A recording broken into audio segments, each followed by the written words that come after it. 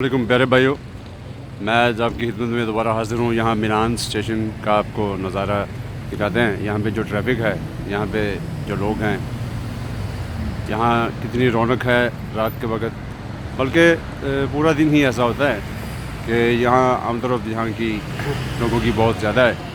ये main centre है, मिलान station है ये, मैं उसके करीब ही खड़ा हूँ।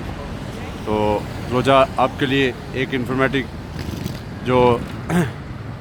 जो वीडियो बने, कम से कम आपको ये पता हो कि भी मिलान शहर की क्या आमदोरफ्त है, यहाँ पे कैसे लोग। ये देखें, अभी ये रेड लाइट आप देख रहे हैं, ये लोग इसका इंतज़ार कर रहे हैं जब तक ये ज़ेब्रा क्रॉस पे जब तक नहीं होगी ये लोग नहीं जा सकते। तो इनमें भी कुछ बाउसूल और बेउसूल लोग भी हैं।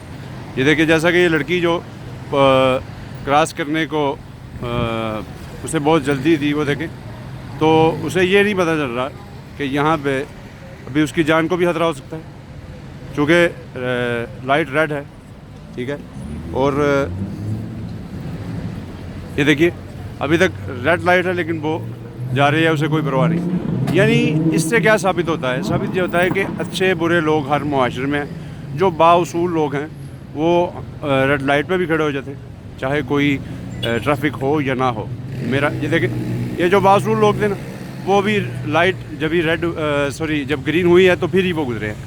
तो इसलिए मेरे भाई, ये हमारी ही कौम में नहीं, इन लोगों में भी ऐसे हैं जो कवानीन को तोड़ते हैं, जो उनकी परवाह नहीं करते। तो इन बातों से टेंशन लेने की कोई ज़रूरत नहीं मेरे भाइयों।